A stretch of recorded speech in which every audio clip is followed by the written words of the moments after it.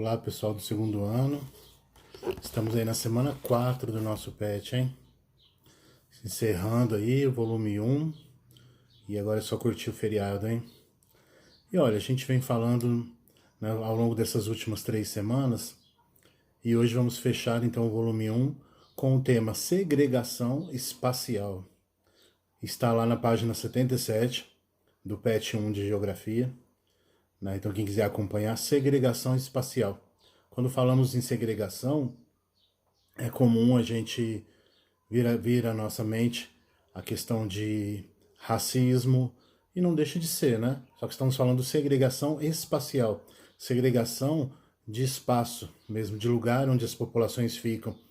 E a segregação espacial é bem essa ideia mesmo, de marginalização de um determinado grupo de pessoas, principalmente por fatores econômicos, mas eles também podem ser culturais, históricos e até mesmo raciais.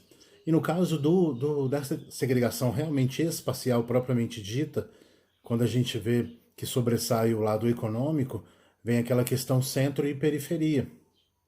Então, de repente, você vai lembrar, principalmente nas grandes cidades, a maior parte dos serviços, eles estão no centro, tem mais opções para qualquer coisa que a pessoa queira fazer, e por isso o centro vai ficando cada vez mais valorizado e mais caro.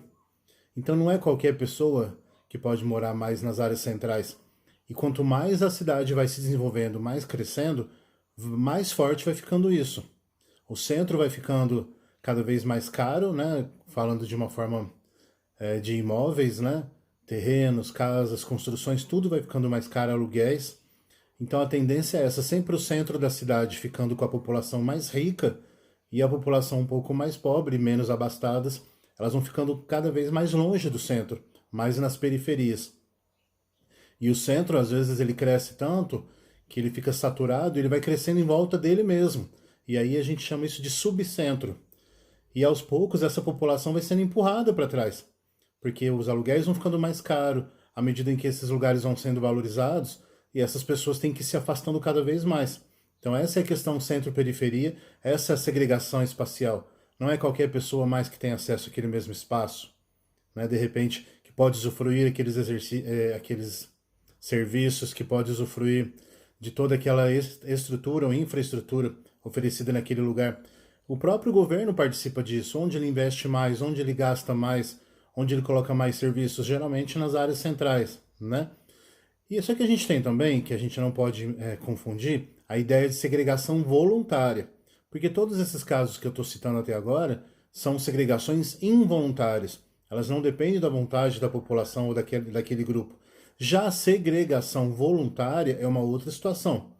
Aquela parcela da população que já está insatisfeita, de repente, com como a cidade cresceu, como a cidade realmente está muito cheia de gente, poluída, isso e aquilo. Algumas pessoas que financeiramente bem servidas, elas tomam a decisão de se afastar dos grandes centros, e a gente vê aí o crescimento de condomínios luxuosos longe dos grandes centros, mas aí é uma outra situação. As pessoas, por vontade própria, elas se mudam, né? Elas fazem essa transição, ok? Assistam esse vídeo que a apostila está indicando e eu coloquei no link para vocês também, ok? E vamos então para os exercícios. O exercício número 1, ele é uma música do Rapa, e o trechinho da música fala assim: as grades do condomínio só para trazer proteção, mas também trazem a dúvida se é você que está nessa prisão. Interessante, hein? Algo bom mesmo a se pensar em uma situação séria. E aí vem a pergunta da atividade 1. Qual o problema da vida moderna é abordado nesse trecho da música do Rapa? Aí você tem que explicar, ok? Mas tá fácil, né? Vamos só pensar um pouquinho. Atividade 2, também um cartoon bem interessante, algo realmente para você pensar. E que tem muito a ver com o que eu acabei de falar, conforme as cidades vão crescendo e vão formando aqueles subcentros, o que vai acontecendo? Olha aí a letra A. Qual o fenômeno apresentado nesse cartoon? E na B, como você percebe esse fenômeno aqui na nossa região? Não sei se aqui em Cabo Verde chega a acontecer situações assim. Talvez, vamos pensar. Podemos não ter edifícios muito altos, mas essa questão do centro ir crescendo. E será que qualquer pessoa de Cabo Verde tem condições de morar nessas áreas mais centrais?